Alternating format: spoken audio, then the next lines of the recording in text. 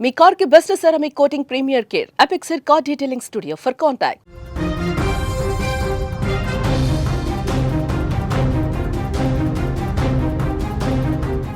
తెలుగు రాష్ట్రాలను ప్రస్తుతం చలిగాలులు వణికిస్తున్నాయి. దక్షిణ భారతదేశంపైకి చలిగాలులు వీయడంతో కోస్తా రాయలసీమ ప్రాంతాలలో చలి తీవ్రత ఒక్కసారిగా పెరిగింది. గత 2-3 రోజుల నుంచి అయితే దీని తీవ్రత మరింత ఎక్కువగా కనిపిస్తుంది. మనకు రాత్రి ఉష్ణోగ్రతలు సాధారణం కంటే 3 నుంచి 5 డిగ్రీలు తక్కువగా ఉండడం కూడా ఇక్కడ మనం గమనించవచ్చు. ఈ చలి తీవ్రత మరికొన్ని రోజులు కొనసాగేటువంటి అవకాశం ఉందని ఐఎండీ తెలిపింది.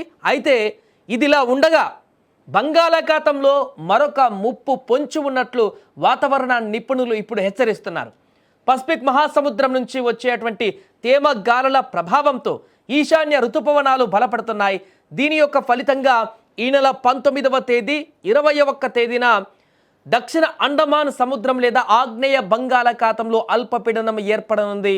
సో దీంతో ఈ అల్పపీడనం పశ్చిమంగా ప్రయాణించేటువంటి క్రమంలో బలపడి తుఫానుగా కూడా మారే అవకాశం ఉందని కూడా ఇస్రో నిపుణులు అంచనా వేస్తున్నారు. ఈ తుఫాను ఉత్తర తమిళనాడు, దక్షిణ కోస్తా వైపు రానుందని, ముఖ్యంగా దక్షిణ కోస్తా జిల్లాలపైన దీని ప్రభావం ఉంటుందని విశ్లేషించారు. దీనికి ముందుగా మరో 4-5 రోజులలో శ్రీలంక సమీపంలో ఒక అల్పపీడనం ఏర్పడి దక్షిణ తమిళనాడు మీదుగా ఆ దిశగా వస్తుందని మోడల్స్ అంచనా వేస్తున్నారు. ఇక రానున్న 2-3 రోజులు రాష్ట్రంలో అక్కడక్కడ వర్షాలు కురిసేటువంటి అవకాశం, ఆ తర్వాత మళ్ళీ పొడి వాతావరణం నెలకొంటుందని కూడా భారత వాతావరణ శాఖ అధికారి తెలిపారు.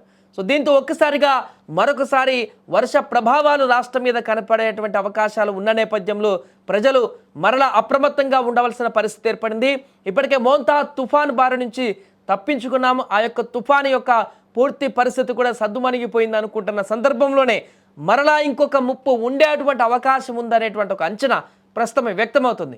ఒకవైపు చలి, మరొక వైపు ఈ యొక్క అల్పపీడనం ఏర్పడి ఇది తుఫానుగా మారేటువంటి అవకాశం ఉందంటూ చెప్తున్నారు. కాబట్టి అది తుఫానుగా మారితే మరలా ఆంధ్రప్రదేశ్ తీర ప్రాంతాలలోని పలు ప్రాంతాలకు ఇప్పుడు తీవ్ర నష్టం చేకూరేటువంటి అవకాశం ఉంటుంది. దీనికి సంబంధించి దానికంటే ముందే దీని ప్రభావంతో 1-2 రోజులు వర్షాలు నమోదయ్యేటువంటి అవకాశం ఉన్నట్టు చెప్తున్నారు.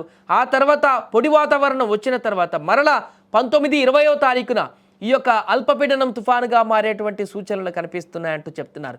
ఇంకా చాలా సమయం ఉంది కాబట్టి మరి అల్పపీడనం అనేది అది తుఫానుగా మారుతుందా, తుఫానుగా మారితే అది దిశ మార్చుకొని వేరే వైపు వెళ్ళేటువంటి అవకాశం ఉందా, లేదంటే ఇప్పుడు చెప్పినట్టుగా ఎగ్జాక్ట్గా తమిళనాడు, ఆంధ్రప్రదేశ్ సమీపంలోనే తీరం దాటేటువంటి అవకాశం ఉందా, దీని కారణంగా వచ్చేటువంటి వర్షాభావ పరిస్థితులు ఏ రకంగా ఉంటాయి, వీటన్నింటినీ కూడా అంచనా వేస్తున్నారు అధికారులు. ఏదేమైనా కూడా మరొకసారి అప్రమత్తంగా ఉండవలసినటువంటి సమయం అయితే ఉంది. ఇంకొన్ని రోజులు ఉన్నప్పటికీ కూడా ఇప్పుడున్నటువంటి చలి తీవ్రత కూడా పెరుగుతున్న సందర్భం ఉంది. కాబట్టి ప్రజలు రాత్రి సమయంలో లేకుంటే ఉదయం సమయంలో కూడా పూర్తిగా ఈ యొక్క చలి నుంచి కూడా రక్షించుకోవాల్సిన అవసరం ఉంది.